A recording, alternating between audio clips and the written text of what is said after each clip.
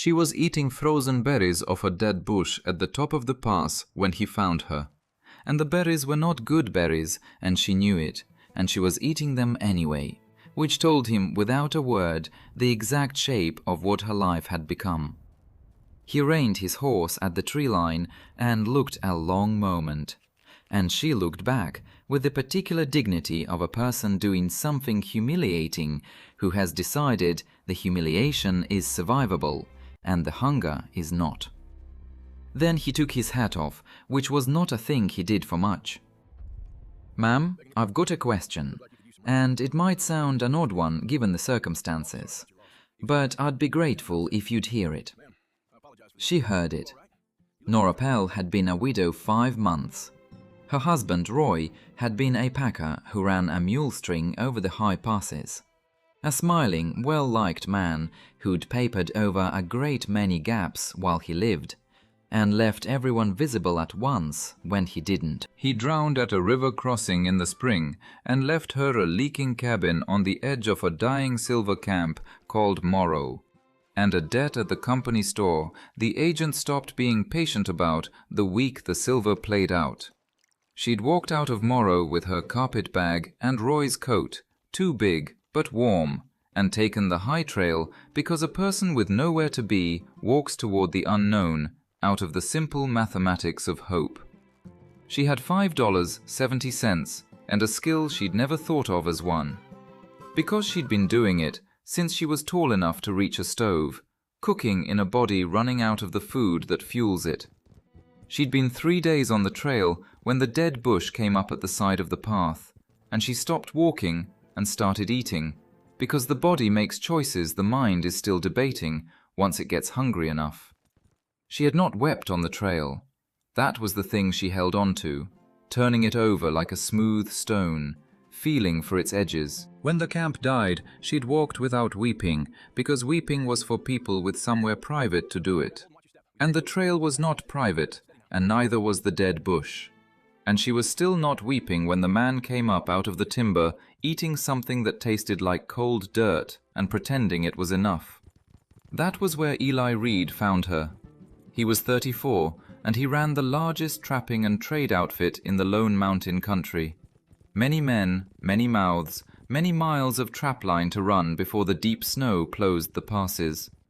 His cook had walked off the week before the fall haul, and he'd ridden tomorrow twice for help and come back empty, and he'd been doing the cooking himself, the kind that made men eat standing up so they could leave the table faster.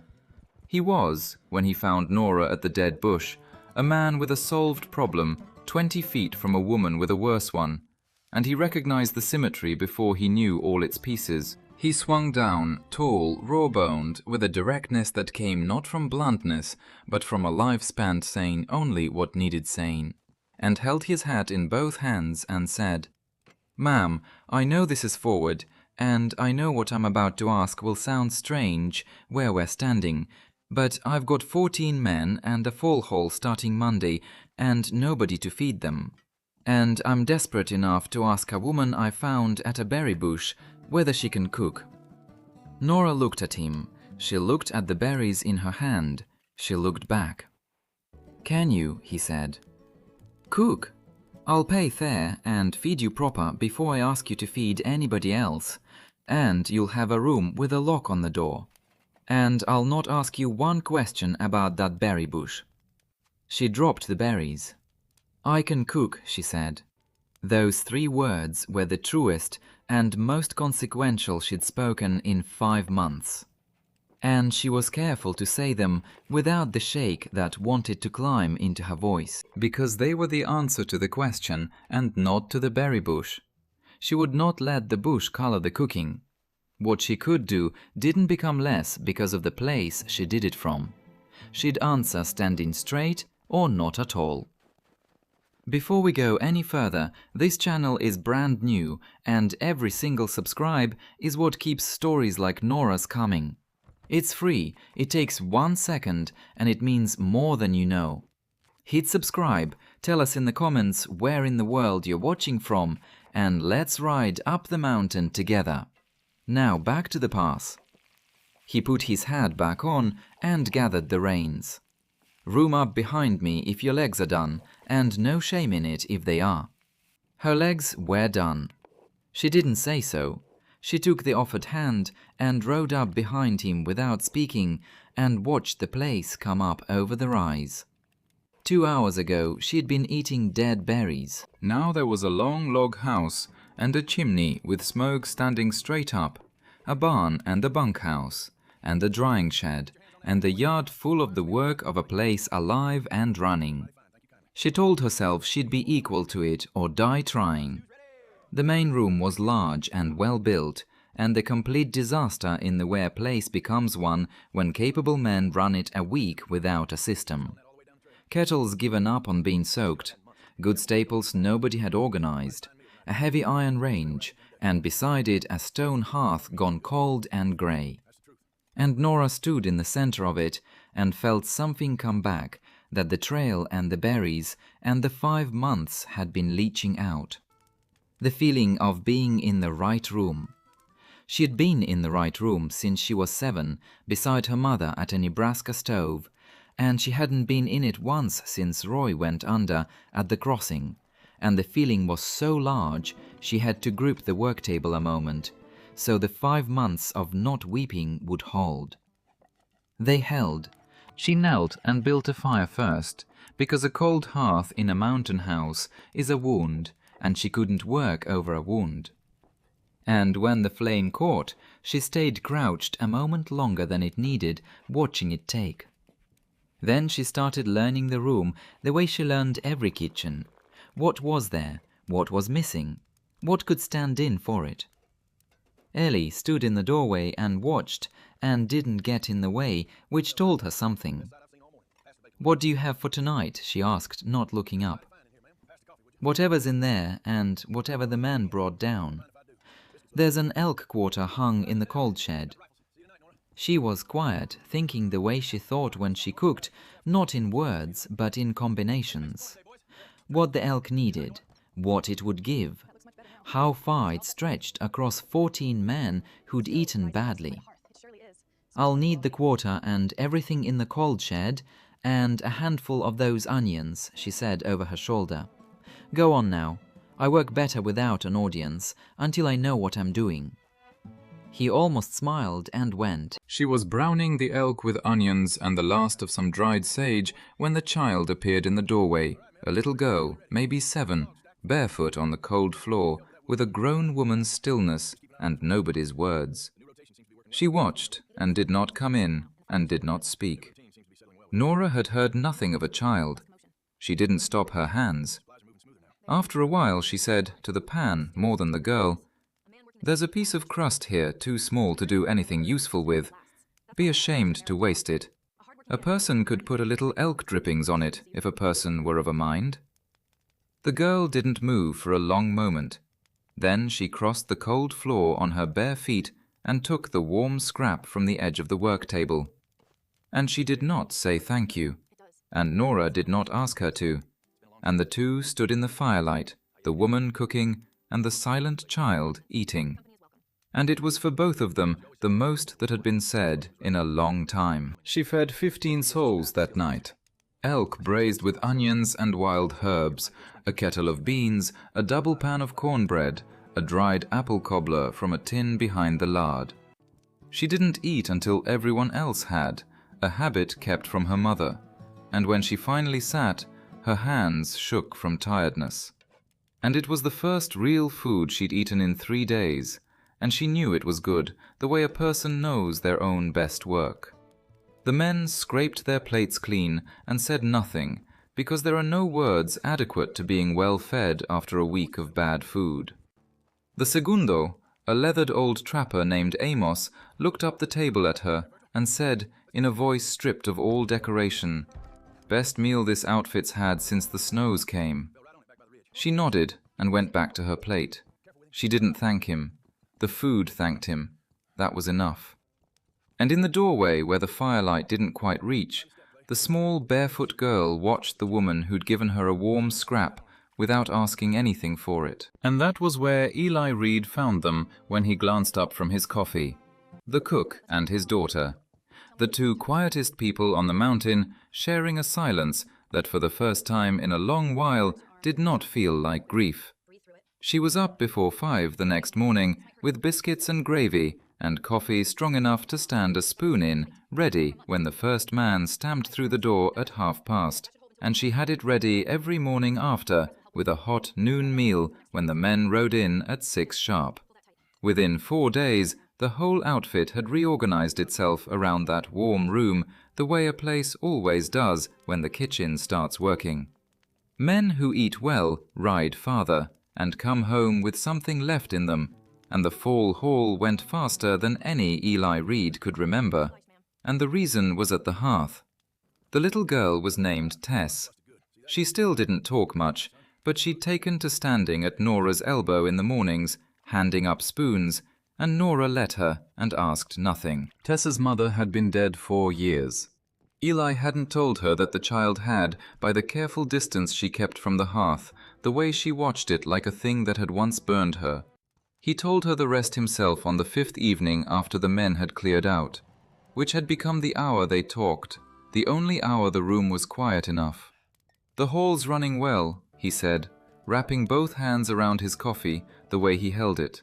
"Amos says it's the best crew he's run in years." "It's the same crew as last year," she said. "I know." She set her cup down. "A man who eats sleeps. A man who sleeps rides straight. A man who rides straight runs his line clean and comes home alive." She paused. "It isn't complicated, Mr. Reed. It's just food." "It's not just food," he said as plain fact. "My wife used to say the same. Just cooking, just the hearth." He turned the cup once. "Dorothy passed 4 years back. The hearth's been cold since. 3 winters I didn't even light it." And the child stopped talking, and I told myself that was just the way of it now.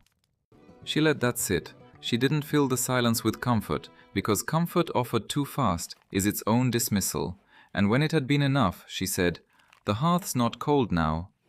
"No," he said, "it isn't." He kept calling her Mrs. Pell, and she kept calling him Mr. Reed, the formality sitting between them over the coffee. 2 people keeping a careful distance over a table that kept bringing them together. Outside, the mountain fall moved fast toward the winter that would test everything.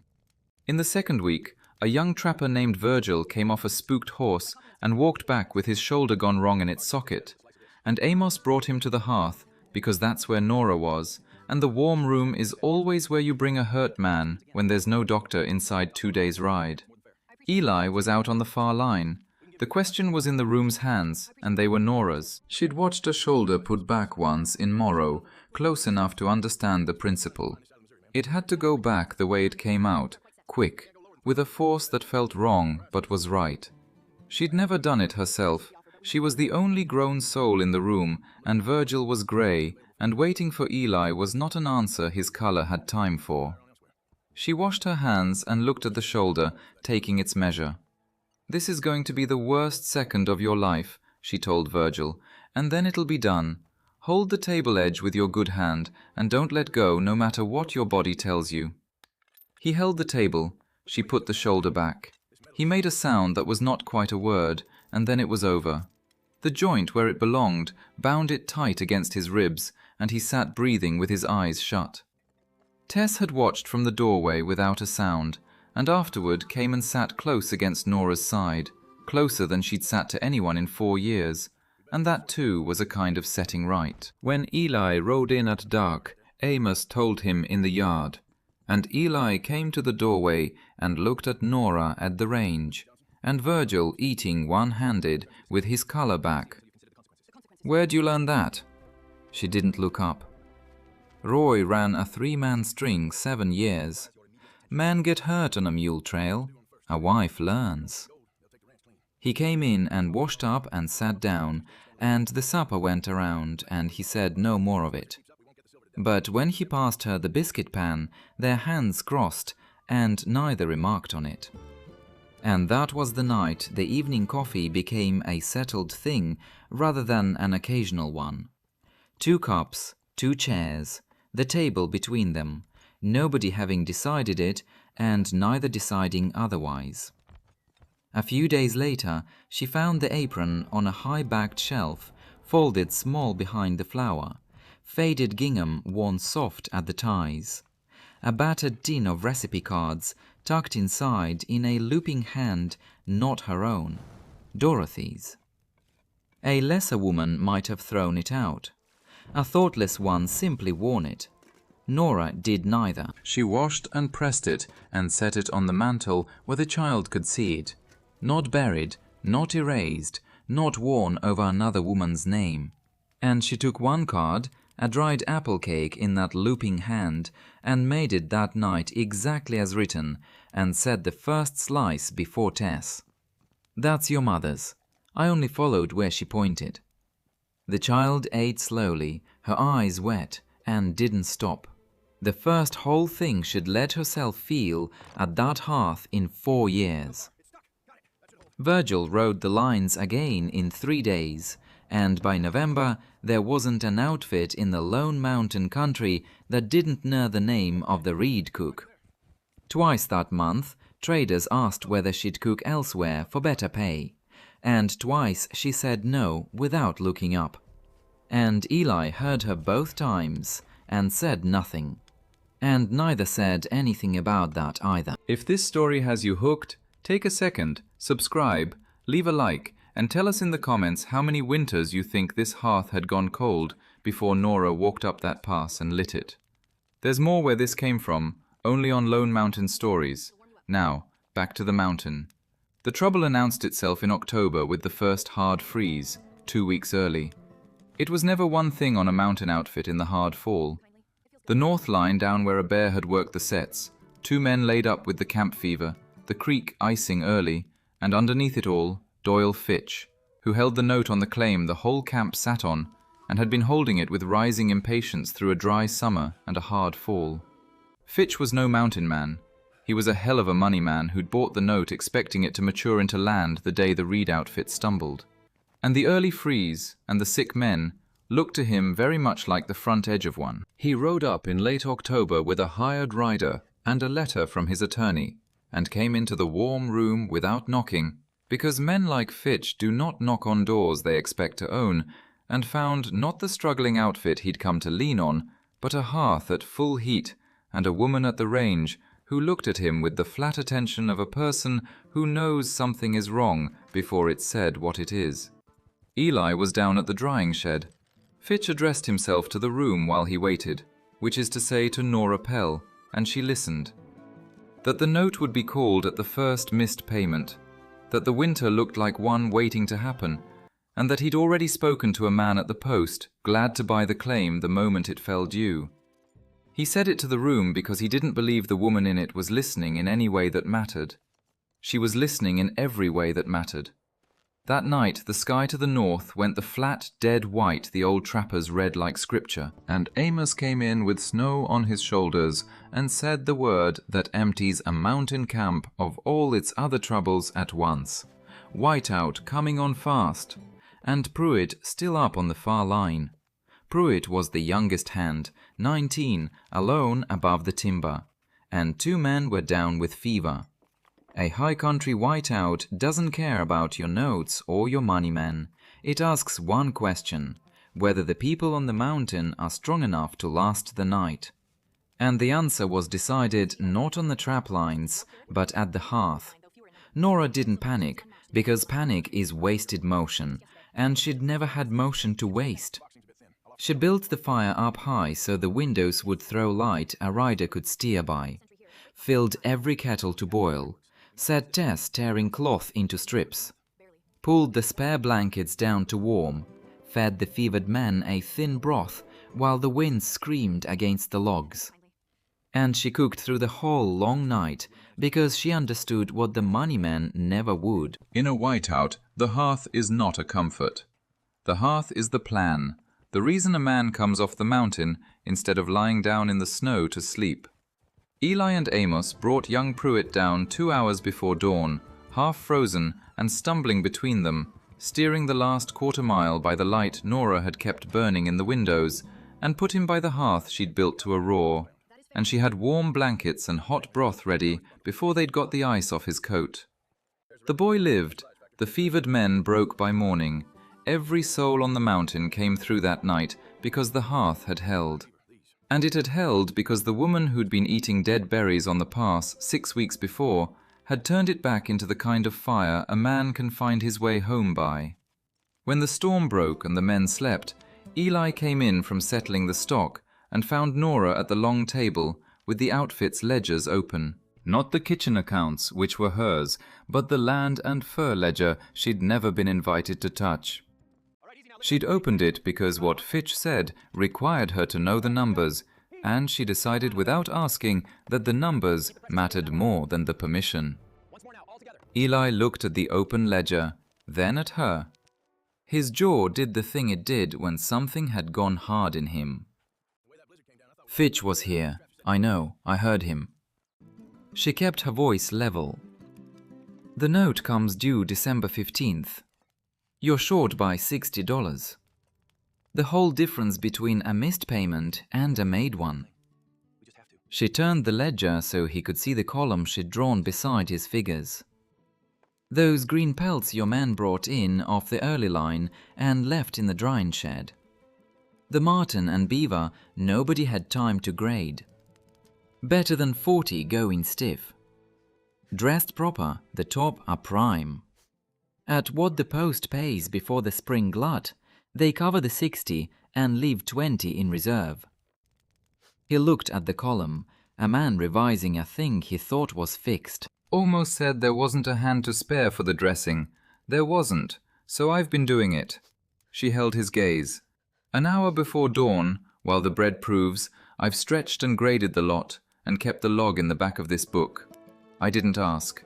If you'd rather I didn't touch what isn't my hearth, tell me and I'll stop. He looked at her a long moment. The hearth's yours, he said. You see a thing that needs doing, you do it. I'd have told you the first week if I'd known you'd need telling. She hadn't known she'd been holding her breath until she let it out. They carried the dressed pelts down to Ferris's post the first week of December, and they brought top dollar, and the note was paid in full on the 14th, with $11 left over, and Fitch took it by bank draft in Helena and did not ride back up the mountain, because there was nothing left to ride back for. The line got mended, the fevered men recovered, and the whole outfit went into the deep winter not as a stumbling thing, but as a thing that had found its footing. And the footing had been found at a hearth. She told him all of it over the evening coffee, and when she finished, he was quiet in the way she'd come to know was not the absence of a thought, but the presence of one. Fitch will find another note to buy, she said, to fill a silence she hadn't wanted to fill, but couldn't help filling. Let him. Eli set his cup down. I'll be ready next time. He looked at her. We'll be ready. She felt the word we.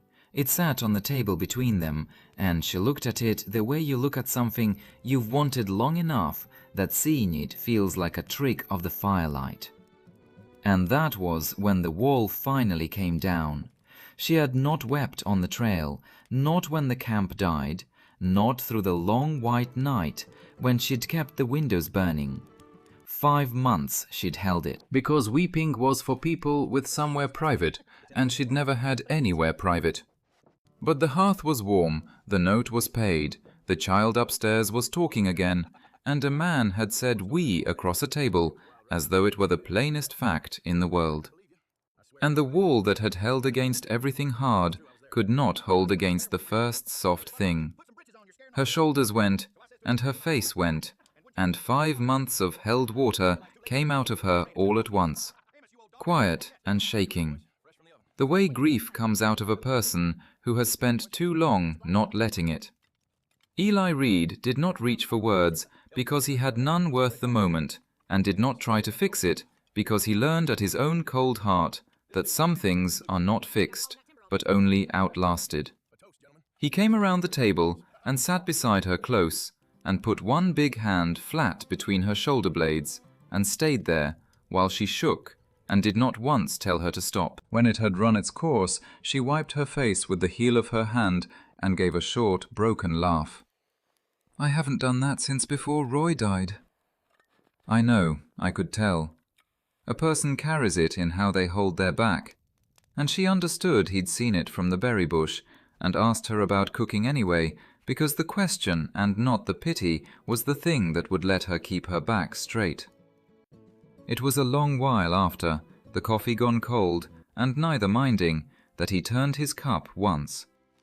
Dorothy was the best cook in this high country, and she used to tell me it was just food, just the hearth.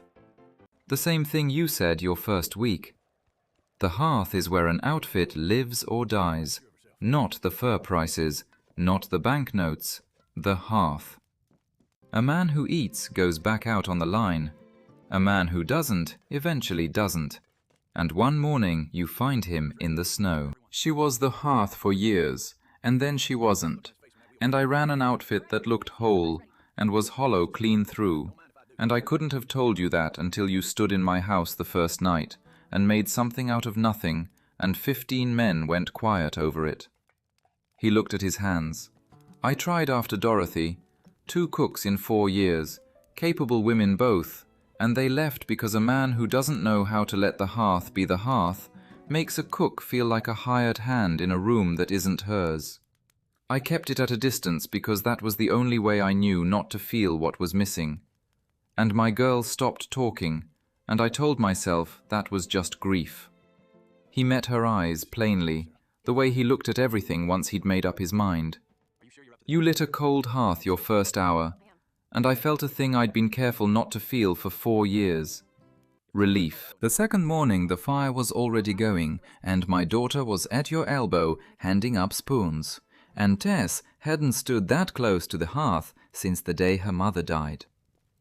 There's no fair way to say it to a hired woman, but it was true from about the second day. Nora was very still. I found you eating dead berries at the top of my pass, he said. His voice careful the way it was when something mattered. I asked you one question, and you've been answering it every day since. And the outfit isn't the only thing on this mountain that needed it answered. He paused. I want you to stay. Not through the winter, not until you find a better position. I want you to stay the way Dorothy stayed, to be the person this place is built around, because it's 3 months on and it already is. And I'd rather ask you honest than let it go on being true without your leave. Nora looked at the snow coming down soft past the window, and at the hearth that was hers now, in the way a thing becomes yours when you've left enough of yourself in it to leave a mark. And at Dorothy's clean apron folded in the open on the mantel, where the child could see it. And at the cup she'd poured without asking, and he'd drunk without thanking her, because the pouring and the drinking of it had long since become the language of the house. Nora, he said, her name in his mouth, without the Mrs. Pell around it for the first time. Set down careful, on a surface he'd spent 3 months deciding what hold. She waited. Stay, he said. The simplest word, a fact he offered plainly, the way a man offers a thing he has already proven true. She set her cup down and looked at the warm room, her room, full of the smell of the bread she'd set to rise, and the mountain outside that had come through a freeze and a whiteout, and a money man from Helena on the strength of 15 well-fed men and 40 dressed pelts, and a woman who done the arithmetic. I'm not going anywhere, she said, as though it were the simplest arithmetic in the world. Eli Reed let out a breath that had been a long time coming and nodded once. The matter closed. Outside, the snow came down steady over the lone mountain country. The bunkhouse lamp lit, Amos telling the hands something that set 2 of them laughing. Upstairs, a small girl slept warm for the first winter in 4. The hearth was hot, the bread was rising, and the place was whole in the way a place is only ever whole when everything it needs is finally inside it. Nora, he said again, the 3rd time, not careful now, not testing, settled, the way a man says a word he has decided he'll go on saying for the rest of his life. He'd asked a starving widow if she could cook, standing at a dead bush on a cold afternoon, and she'd answered him without the shake she would not let into her voice. and by winter the whole mountain depended on her. Not for what she made on the place, but for what she made of it, which was a home, which was the thing it had been hollow without, which was the one thing she had never lost and never would. If you're still with us, you're part of this story now. Hit subscribe, drop a like, and tell us down in the comments which moment hit you the hardest. The berry bush, the silent child, the whiteout, or the night the wall finally came down. We read every single one. More stories are waiting for you on Lone Mountain Stories. The end.